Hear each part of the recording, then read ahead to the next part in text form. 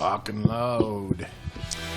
So we're back. Are we recording now? We are live and direct from Mojo Studio. To my right, I have Mojo. Straight in front of me, a welcome guest.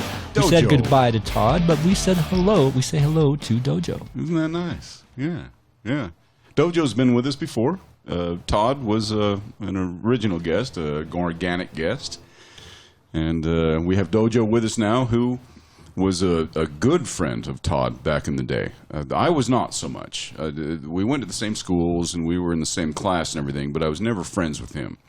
DoJoe was a good friend of Todd. And I did, through various people, yeah. But yeah, I spent a lot of time with Todd and enjoyed all of that time. Mm-hmm. The guy's a hoot. Oh, yeah. He's he's got an ability to command a crowd. He does well with it. Yeah. He was sharing his story about commanding that crowd in prison. That was amazing. Yeah.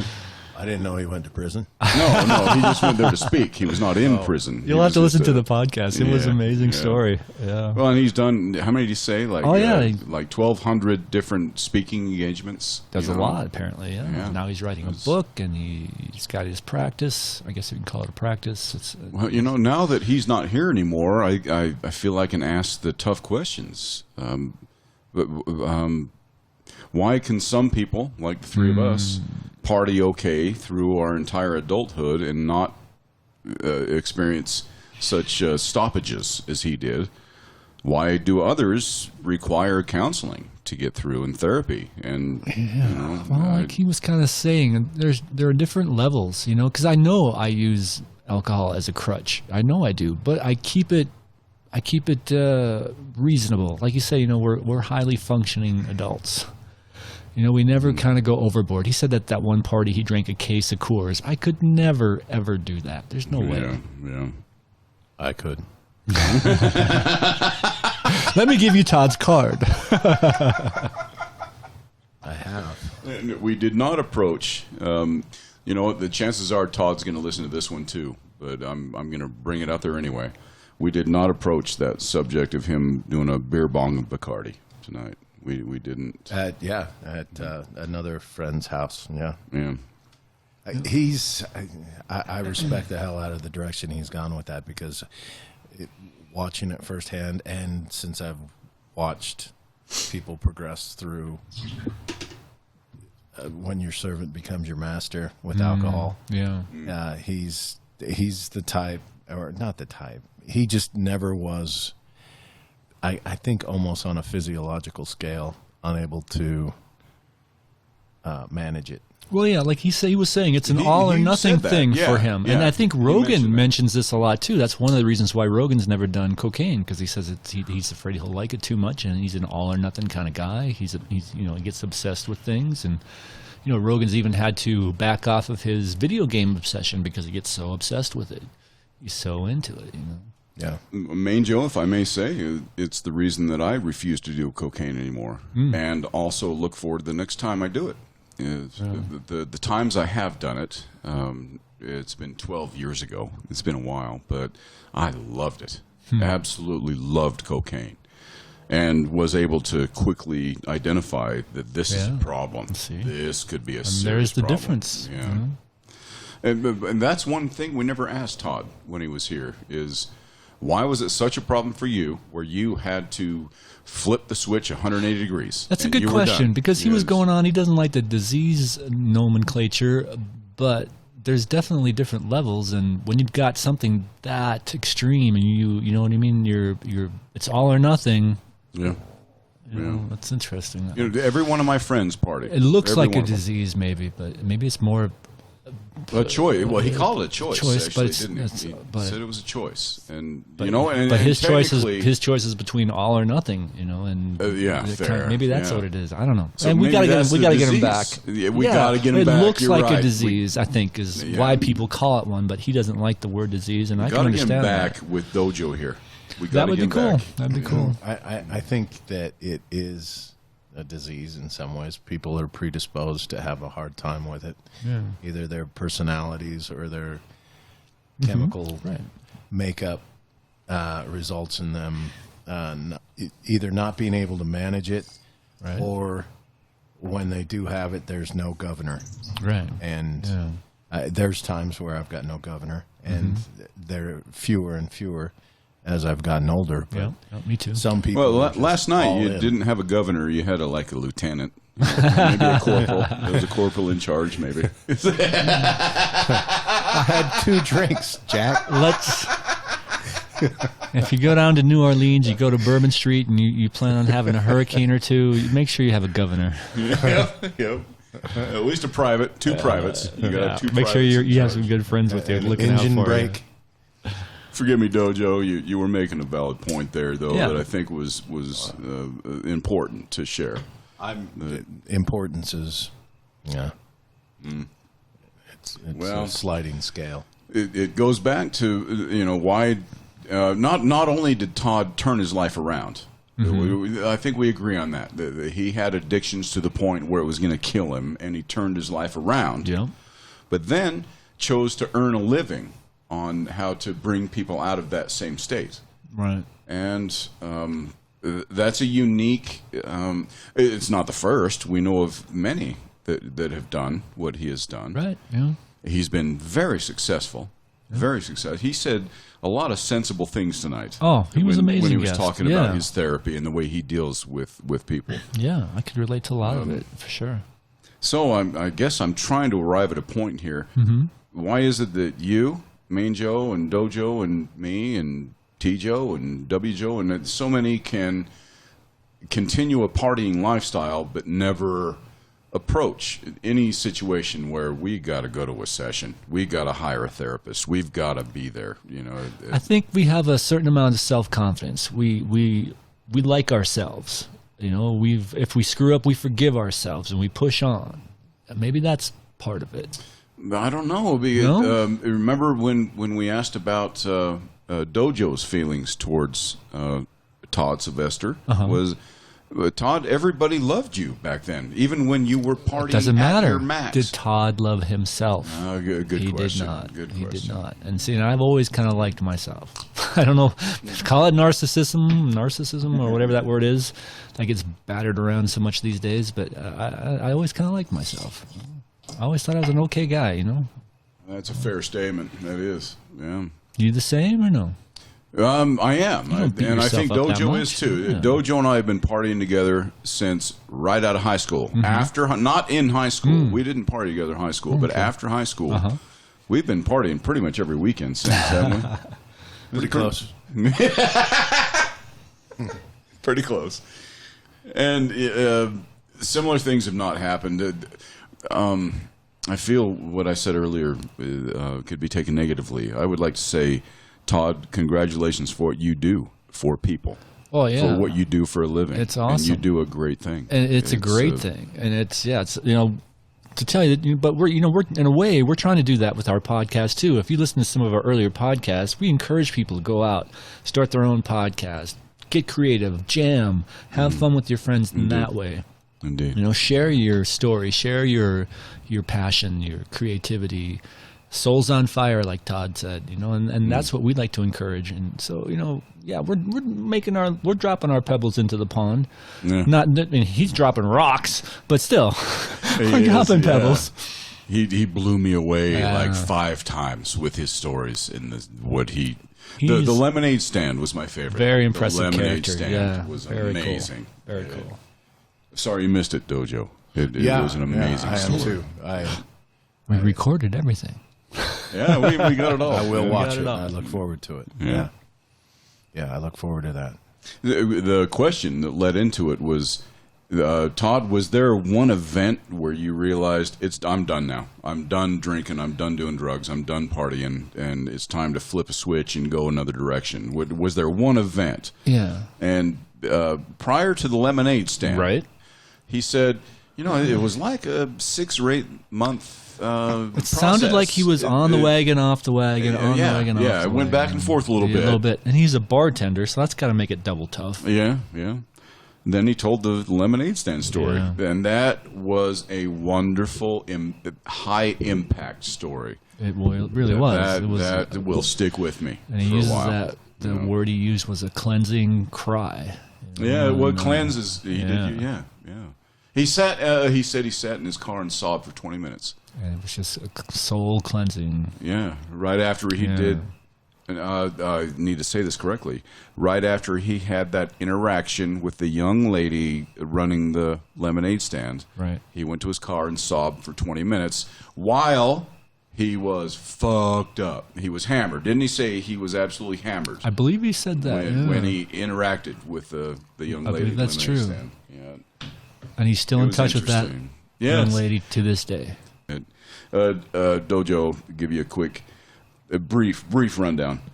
He was hammered driving his car, and he was a bartender, so he had lots of tips, lots of change, and he just went up to this young lady, 8 years old, 10 years old, selling lemonade by herself, I guess. I don't know if there's anybody else there, and he just took like 9 trips and kept pouring nickels and dimes and quarters. Gave her all the change he had. Everything he had. And he did that every weekend for like a month and a half or something like that. Like 3 months, he said, yeah. But it was the first interaction, though, where she freaked out because after he came up like the 5th time to dump change in her jar, she freaked out and said, I don't know what's going on here. And she ran inside. Yeah. And that's what changed him right there is, holy shit. I'm a piece of shit. I just freaked out an 8-year-old girl by trying to give her money, and I'm hammered right now, and I'm gonna go solve in my car. I wonder what it was that made him cry. Yeah. What was it? Yeah. Was it the seeing that innocence of this girl and how big of an impact something so simple as a handful of change? It would hurt me greatly to see that I caused a reaction like that, any pain in a child. Yeah. If I scared a child, made him cry, made him run away from me. Or was it slightly different where it was, I made this girl's decade, he said. The fact that you can have such a positive impact on someone, maybe that was the cause of the soul cleansing cry. Great question, Main Joe. Great question. That's the direction I want to go with it. That's more uplifting. That much more. Didn't he say that she ran inside crying at one point, though? She ran inside, but he didn't say anything about her crying. Thank you. But he took off because he was like, I don't know if she's going to come back with her parents or what's going to go on. We need you back, man. We need you back. Well, we got it recorded. We can listen back to it and get the details right. But what a great story that was. It really was. Yeah, heartfelt, and he had many of them. DoJoe, he had many of them. Do you guys ever cry? Sometimes I think I can't cry. You know, my parents died, and I didn't cry a lot, maybe hardly at all. But you know what makes me cry? Is when I watch America's Got Talent, and someone gets up there, someone who's never been played music in front of people before, and they just crush it, and they hit the golden buzzer, and the crowd goes nuts. I got to get out the Kleenexes, man. I am sobbing like a baby. All right. I got a similar one. It's not the same as yours. Okay. When do you cry, Mojo? The last time I cried, I was 23, and my cat Misty died. And I had her since I was 5 years old, and I sobbed like a baby on the front yard. You know, it was, and there were people coming and going. They could see me out there, but I was paralyzed. All I could do was sit on the curb and cry, and she wasn't even dead at the time. Misty was still alive. She was in the house.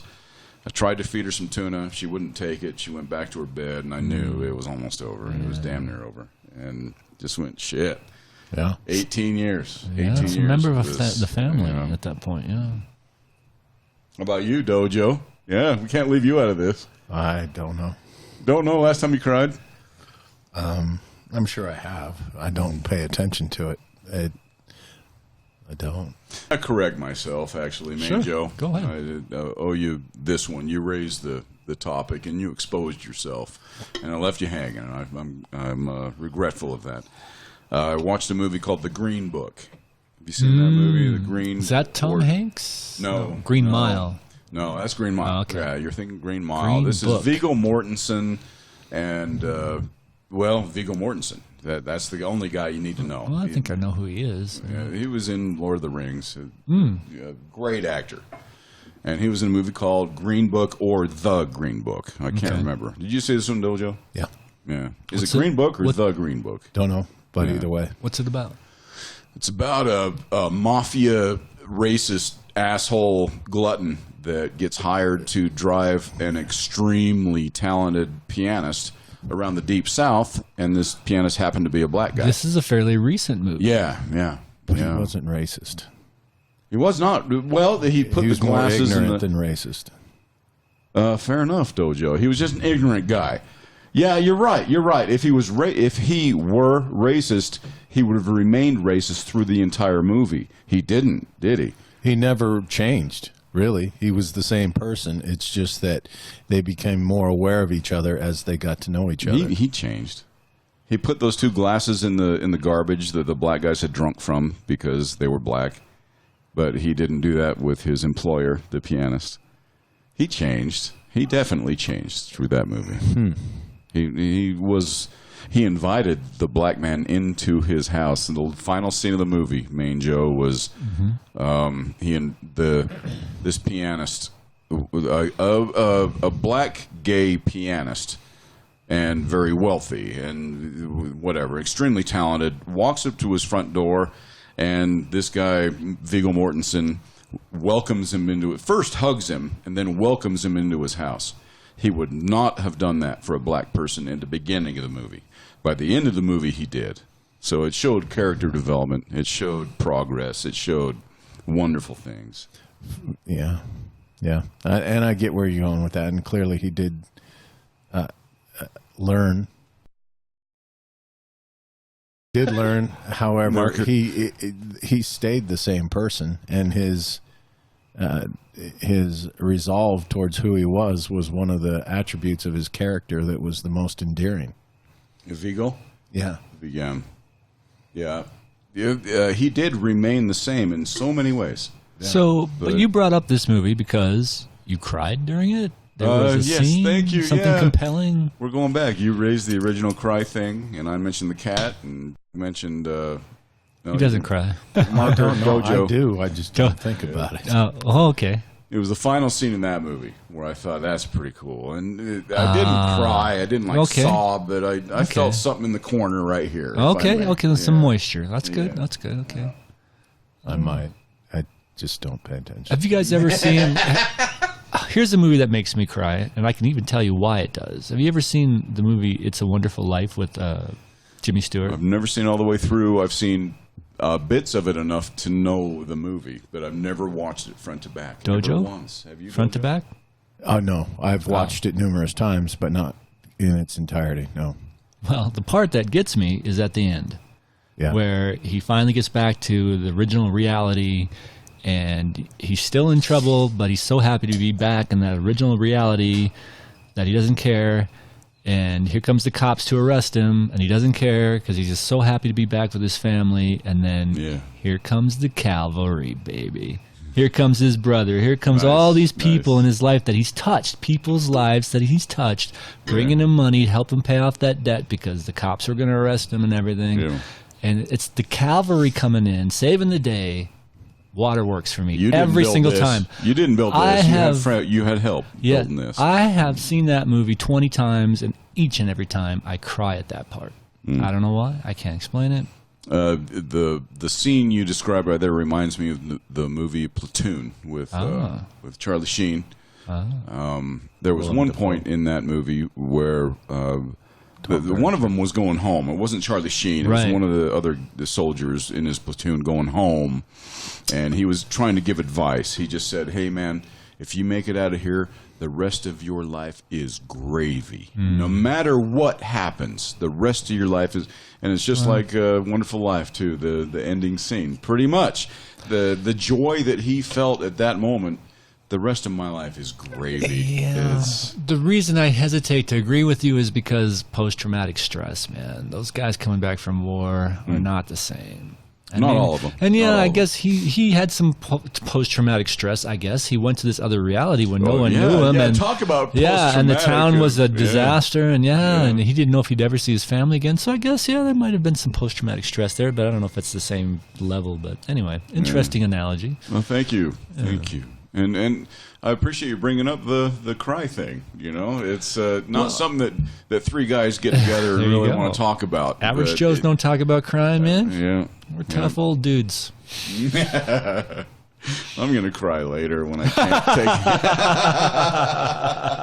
it. When I can't what, DoJoe? I'm going to cry later when I can't blank, blank, blank. What is it? take a shit. Wipe my own ass. You ever read that book, Tuesdays with Maury? Yes. Yeah, good book. But yeah, that's the straw right there, man. When I can't wipe my own ass anymore, then fuck, I'm trying to check out or something. I don't know. Yeah, just put a gun in my hand and I'll take care of it after that. I'll take care of it if I can't wipe my own ass. That movie with Clint Eastwood where he was coaching that boxer. And the boxer was, $1 Million Baby. She tried to bite her own tongue off. And it's like, in order to choke herself to death. She was trying to kill herself. DoJoe? Yeah. No, spoiler alert. Yeah. Shit. No, $1 Million Baby. It's a great movie. Intense. Yeah, it's intense, but it's not one I'm going to recommend people go see. Even though I enjoyed it immensely. Exactly. You only see it once kind of thing. Yeah, the same thing with the movie Cold Mountain. Did you guys ever see Cold Mountain? I don't think so. DoJoe? Yeah, that's a movie that I loved, admired, and went, wow, what a great film, and I'll never watch it again, and I'm not going to recommend anybody go watch it. There's a bunch of movies like that for me, I guess. Just like Taxi Driver with De Niro, right? Well, now that one I'll encourage people. I don't know if I can watch that again. I mean, it's a classic and all that, but I don't know if it's intense. I don't know if I could go through it again. Extremely intense. Don't know if I'd want to. A great point. Many feel the same way. Yeah. Many feel the same way. Yeah. I've studied that one more. But, what are some of your favorite films, DoJoe? Mine? Yeah. Oh God. On the spot. Hold on. On. One that comes to mind that I've recommended to you guys, a number of times is My Boy Jack. My Boy Jack. I don't think I've ever heard of that. It's an HBO movie. It's wonderful. So I have to sign up for HBO to watch that probably. No, you can probably buy it. I think maybe Netflix on their DVD program would have it maybe. Yeah. Okay. To some degree, yeah. And then My Boy Jack. My Boy Jack. Okay. And then the other one that comes to mind is God, his name escapes me. He was a movie producer, did Ocean's 11 and 12. Also produced a couple of concert tours for It's not Elvis Danny Presley. Boyle. It's somebody else. No, Elvis Presley. He did John Denver. His name Jerry something. Anyway, he's got a Bruckheimer? No. Anyway, he's got a a biography of his life that's pretty spectacular on just getting out there and mixing it up and making things happen for yourself. Oh wow! So it's an autobiography type of movie. He's doing the interviews. He's being interviewed, I should say, and is awesome. And his story and his life is spectacular. The way he went about pulling himself out of basically starting out. An example, I'll be quick. No, take your time. He saw Elvis Presley on TV and he said, I'm gonna produce that guy's next concert series. So he called the Colonel every day for a year. Wow. Every morning he'd get up, call the Colonel. Wow. Finally, the Colonel, something happened, and because he was a gregarious guy and could carry a conversation, he got to know the Colonel, and obviously the guy was impressed by his resolve and his commitment. So the Colonel said, all right, here's the deal. You've got Elvis Presley. All you have to do is show up tomorrow morning, and I think he had to show up tomorrow morning with $1 million, and he didn't have 2 cents to his name. And so he said, all right, I'm in. And then started calling around and spent the next 24 hours calling anybody that would loan him $1 million. And he found some place, I think it was in Canada, that lent him $1 million, and he ended up producing Elvis Presley's concerts. And an example of one of his concerts is he was in Florida, and Elvis said, here's the deal. I do not perform to an empty house. Everywhere I go is a full house. So in Florida at like 2 o'clock, and I think it was a matinee. So at like 11 o'clock, 3 hours, 4 hours before he was due to perform, they had to. It wasn't going to be a full house because it was a matinee in a retirement community. And so what he did was he went and he had to get chairs out of the building in order for Elvis to perform to a full house. And as opposed to getting more people, he realized he wasn't going to get more people, so he had to empty the house. So he couldn't necessarily get enough people to get all those chairs out.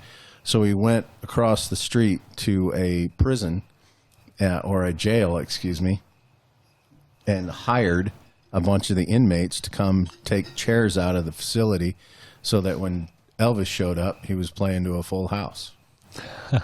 He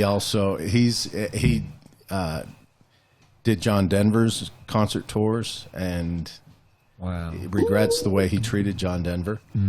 But God, I wish I could remember his name. We can't remember his name, producer? and we also can't remember the name of the movie. I think it's My Way. My Way. Sounds familiar. He produced My Way. He produced the chairman. What's his name? The chairman? Chairman of the board. Frank Sinatra? Frank Sinatra. He produced Frank Sinatra's concerts. Frank Sinatra in the Round.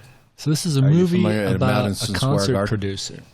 And movie producer. He also did Ocean's 11. Oh, that's right. Okay, yeah. Okay, cool. I'll have to look him up. And, I'll put it down, the link below. I'll post something and I'll give you a link as far as what his talented. name was. And I tell you, I loved Ocean's 11. I love that movie. Yeah, me Did you guys too. see that? 12 and 13. First one, right? Yeah, the first one. Well, no, not the original in the 50s. No, Sammy Davis Jr. The Brad Pitt one and George Clooney. And that that's was where they all enjoyable. became buddies. Yeah, it was fun. I enjoyed it a lot. He did the one with Brad Pitt and George Clooney. He didn't do the original. Yeah. But he did do the one where Frank Sinatra plays a concert in the Round where he's completely surrounded on all sides and he's basically in a boxing ring singing. It's regarded as one of Sinatra's best concerts, and he was the one that came up with the idea and produced it all and everything. Interesting. Yeah, he's an amazing guy. I keep thinking Brockheimer now because Jerry Bruckheimer. I know that name leaps to mind, but I'm not sure. I'm not sure. Yeah. So there's a movie, Mojo, I wanted to ask you about.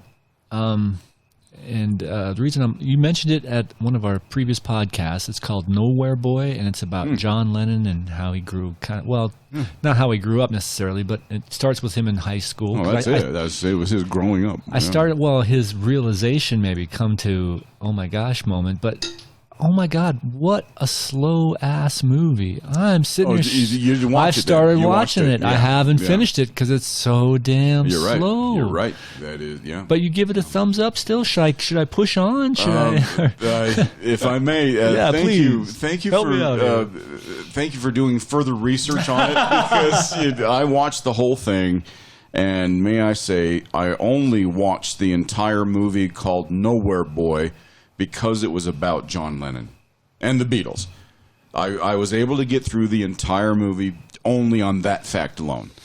And I didn't mind the performances, and I didn't mind the actors. No, the acting is good. It's just the slow-paced movie. Agreed, it doesn't pick up. I keep waiting for it to pick up. Where's Paul? Where's George? And there are no shootouts at the end of the movie. Not very much music either, really. Not yet, anyway. You're right. You're right. They failed on that. They should have showed more of the music composition between Paul and John. They should have done that. That's just what inspired them, maybe. They failed. The only dramatic part, intense, exciting part was near the end of the movie after John Lennon's and then he hits Paul McCartney in the jaw or in the nose and gives him a bloody nose. That was the most exciting part of the movie. You know, they were doing their best to make John Lennon's young life seem dramatic and exciting. I finished the movie only because I knew it was John Lennon. Okay. And I want to see what and I like the actors. I like who they cast. It was a great cast in that. Did you feel like it taught you more about him? Do you feel like you know kind of more about where he came from, that kind of thing? A little bit, yeah, about how he and his real mom, when he got to know his real mom, his biological mom, they would go out and to the pier and party and play songs on the jukebox and dance, and she taught him, his first instrument was the banjo.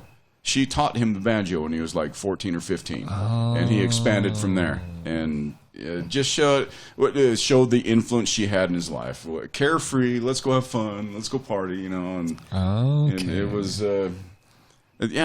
I watched at least half of this movie, and I didn't even know that was his real mom. How did I miss that? Oh, the redhead one or the dark hair? Yeah, the redhead one. I was like, was this his girlfriend? Who is this girl? Well, Manjo, that's on you, man. Yeah, I guess I must have fell asleep because it was so riveting. Holy crap. DoJoe, did you see Nowhere Boy? No. Didn't see that movie? No, I've seen a lot of documentaries on him, but I don't think I've seen that movie. Yeah, this is a feature film. There's no documentary about this at all. And listeners, it wasn't the best film ever, but I got through it because I'm a huge Beatles fan. And that's why I watched it, too. I'm always interested in where these guys came from, what's their inspiration, what motivated them to do what they did, and all that. You know. And how he started his band. And like you say, he just had this spirit, which he obviously got from his mom, and it was just carefree and crazy and fun. And so this movie would say he got his spirit, he got his music, he got his creativity from his mom, his real mom, not his aunt who actually raised him. Right. So it's worth, listeners, how important is 2 hours of your life? Go watch this movie and learn if you love the Beatles, just be prepared. It's slow. It does drag. It does. It might take you a couple of sittings to get through it. Yeah. DoJoe, you got any topics that or more movies? We're kind of on the movie topic. Well, I know he's got a specific one that he can speak to right now, and this is listeners.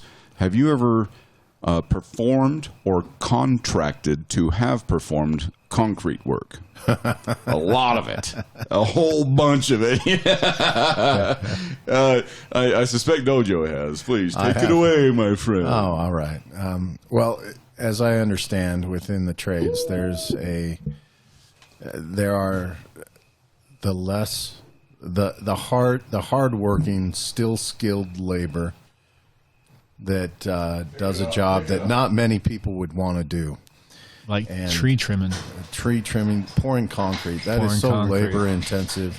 Yeah. And it's a talent. It really is. Artisanal, yeah. Well, you're moving a lot of water away from a certain area, and it's important that they do it right. And they're talented people, and it's... I hear you. Concrete cures quick. And tile setting is another one, I think. Tile setting.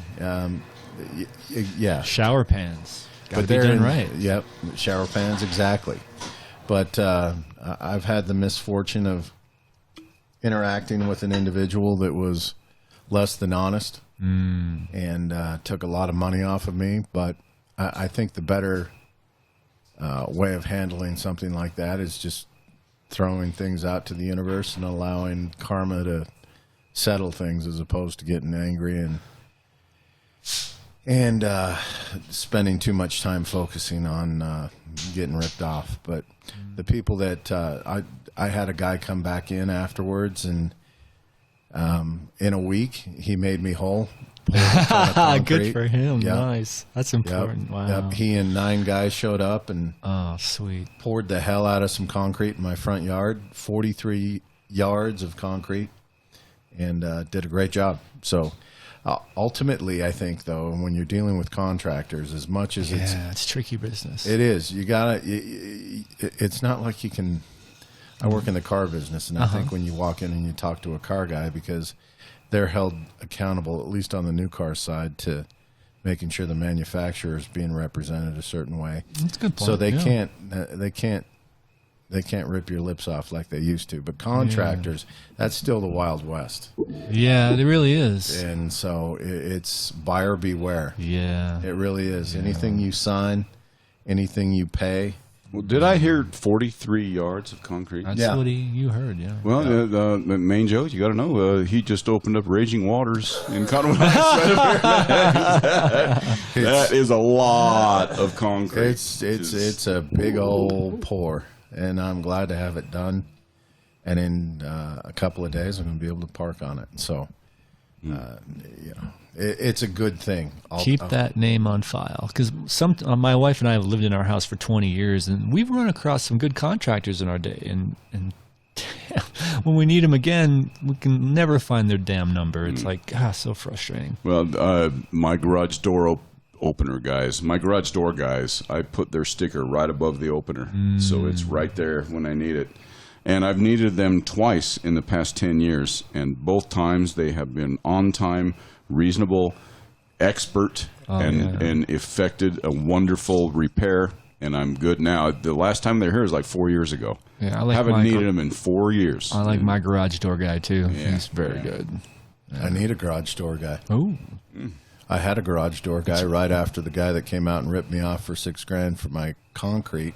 He came out and took a hinge and left. So now my garage door has 3 hinges instead of 4. And so my garage door is a facade. Oh, you should have talked to Mojo. He has it right up there. That's right. It's on a sticker right outside. Yeah. He said he was going to take my bracket and use it to get another one manufactured or recast. And he's gone. Oh, it's interesting. She gone. Never see her again. Oh my. We're all jammers here. It's going to be tough not to drift into a jam. Yeah, it'll be tough. Because last night's jam was off the charts again. Main Joe, would you agree? DoJoe, would you agree? There were a couple winners in there. Yeah. Check Joe was good. He did a couple really nice solos. You stayed off the guitar. Yeah. Well, yeah, you did. I think not the whole night. I think there's a time when you just have too many. You got P Joe playing the guitar, and you got G Joe playing the guitar, and I think it's a little percussion's nice in there. I think there was one though. You did about an 8-minute guitar rhythm. You were the metronome essentially for like 8 minutes. I forget the song. It might have been one you were playing. I don't remember. I don't know. DoJoe. I had the harp out and everybody's playing, and as always, as every time, your rhythm upkeep of the extended jam is right on the fucking money every time. It's just amazing. Man, Joe. I appreciate that. It's very kind of you to say. I remember one time we were playing, I think it was Comfortably Numb, and DoJoe was standing there listening to us play, and he gave me a tap on the shoulder like, hey, that was all right, man. That was pretty cool. Nice, that was pretty cool. And then shortly after that, I made a mistake. I had to laugh. But it was a good jam. I don't know. I felt a little bit out of sync for some reason. I don't know, because P. Joe kind of took over with his iPad, and he was rattling off the songs, and sure. I don't know. I just didn't feel like I could get my 2 cents in there. But that's cool though. That's when you switch to the slap top. Yeah, and I'm okay taking a back seat and just helping things along. It happens more than you think too. When P. Joe comes over here, he pretty much sits on that couch and runs the table sometimes. Yes. Other times he's come over and he's been like he's had a rough day or whatever, and he just wants to chill and kick back, and he lets me run the table. And so it's a trade-off, I think, a lot of times. Yeah. I prefer it when it's more like you do one, I do one, you do one, Mojo does one, and we switch around like that. I kind of like that a little better. But yeah, he was probably 5-1, I would say. Yeah, he was a little dominant. He was 5-1. I guess personally, I struggled with that a little bit. I'm human, I've got an ego too. Sure. Yeah. But it was fun. I enjoyed it. It was a good jam. Yeah. Remember when DoJoe did my Norwegian. Morning? Okay. I remember it as Norwegian Wood. Yeah. But it was a good version. I thought it was a really good one. It worked well. Yeah, we all sang. Yeah. We didn't have many markers with Todd. No, Todd was amazing. He's a pro. He's been broadcasting for over a year, man. Thanks again, Todd, for joining us. That was awesome. Thank you inspired even more a couple of beginner podcasters to keep on turning them out and getting great guests in, and like you and others.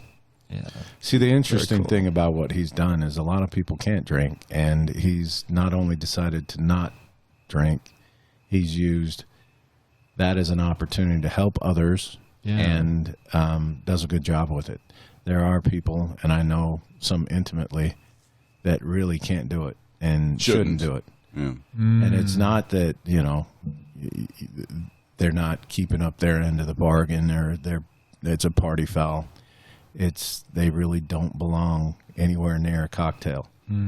And I respect that. And in fact, if I would be able to do a better job with those people, helping them, I'd be better. I think I'd have, that's some of my regret, is that my own desire to have a cocktail almost supersedes helping people that shouldn't.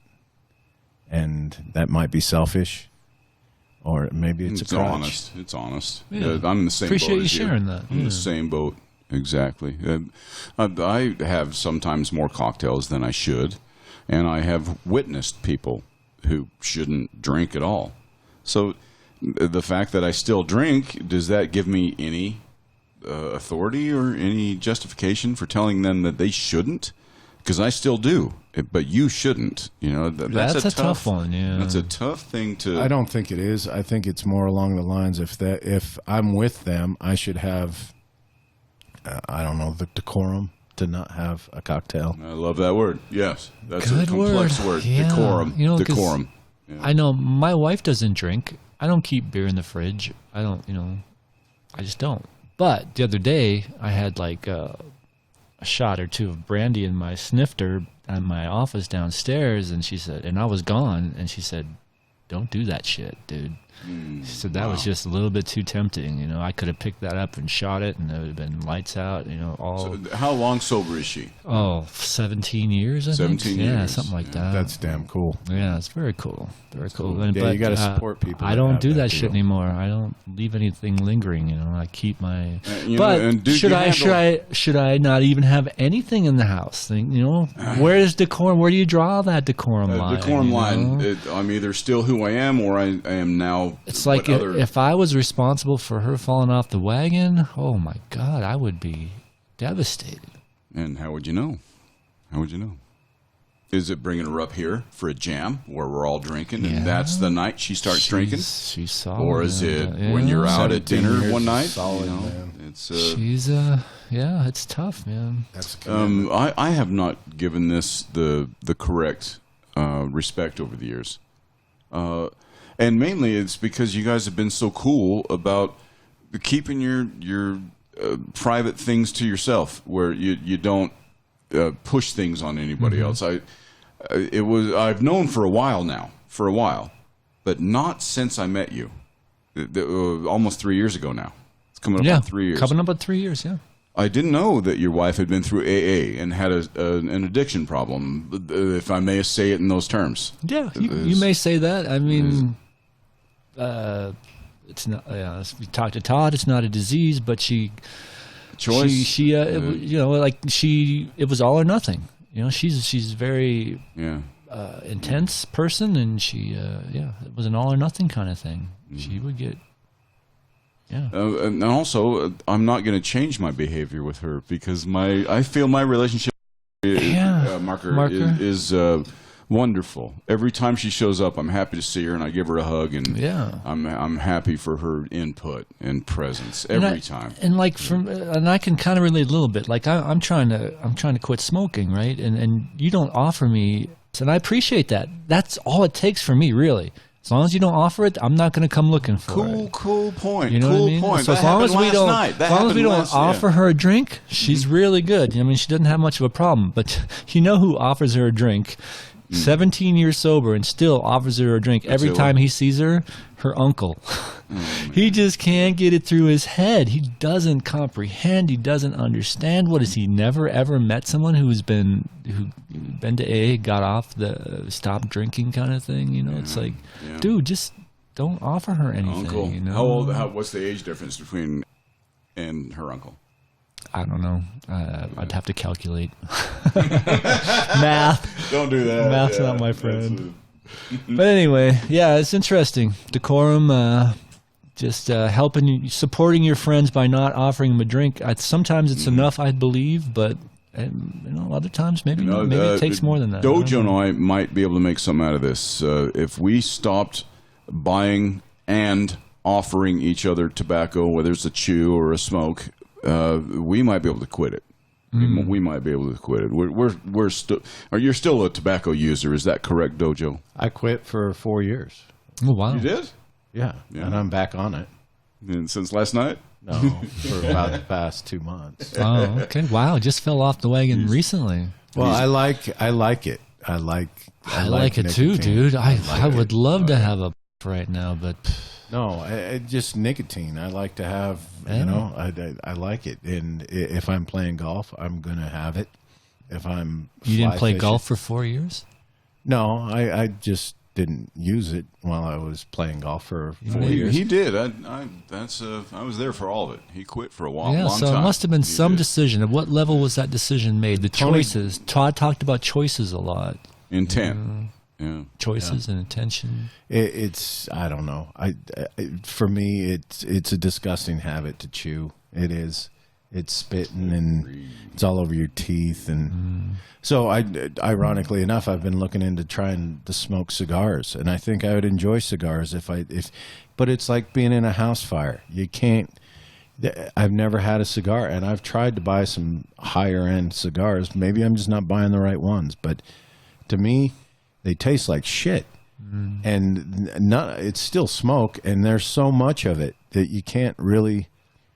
You can't cigar enjoy smokers know what he's talking about. You know the good ones and the bad ones. Yeah, and inevitably they'll say, "Oh, you just haven't had the right cigar, and you haven't had the right brandy or the right whiskey." And I think a lot of it's pageantry, and I'm into the pageantry of it all. I dig it. Good call, yeah. But I really don't think that it matters. It's still a cigar, and you can't have one in public because we were down a couple of weeks ago at a bar.